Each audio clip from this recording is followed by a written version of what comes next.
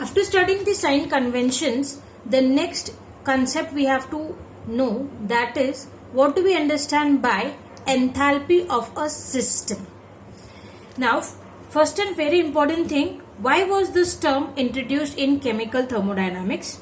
The reason behind is most of the chemical processes which are carried out in the laboratory, those are carried out at constant pressure.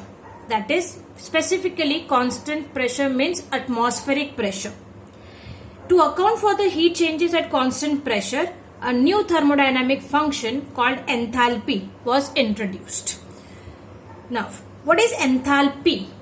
As I have mentioned in this, enthalpy is equal to internal energy plus pressure volume type of energy. Now, if I want to write down this in the form of definition, then that definition will be, it may be defined as the total energy of a system consisting of internal energy and pressure volume type of energy. Simply, we have converted this equation in the statement. Once again I repeat, it may be defined as the total energy of a system consisting of internal energy and pressure volume type of energy.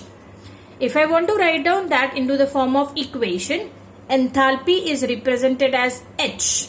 Internal energy we already know it's U, and pressure volume energy can be written as PV. So the expression for enthalpy will be H is equals to U plus PV. Basically, enthalpy represents what? It represents the total heat content of the system. Very important, it is total heat content. It is a thermodynamic state function. As mentioned earlier when I was discussing about state function, I have already written enthalpy as an example in there. So it's a state function because it depends upon the initial state of the system and not upon the path followed. Next, it is a extensive property. I repeat again, extensive property. Those properties whose magnitude is depending upon the mass of the contents.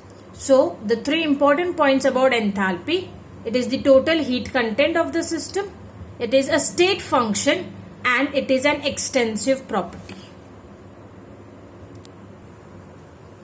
Once we know the definition of enthalpy, the next thing is to derive a relationship for enthalpy change.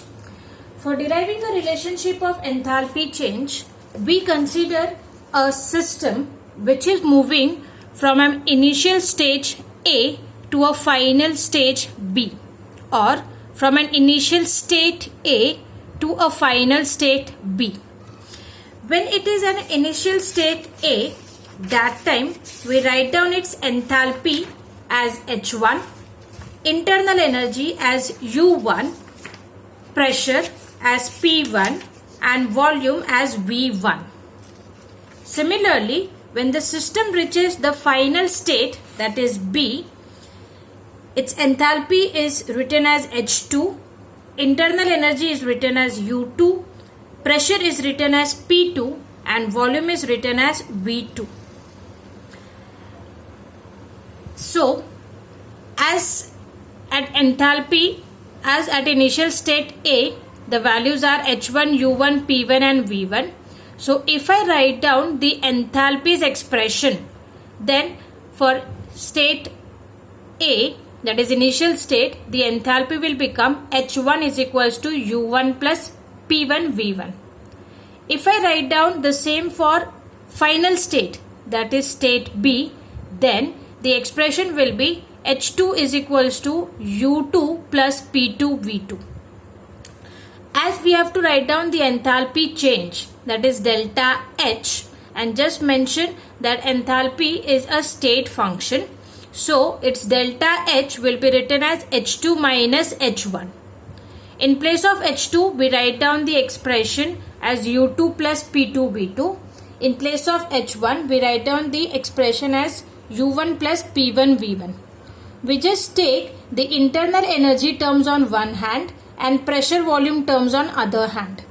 ultimately giving us an expression delta H is equals to delta U plus delta PV.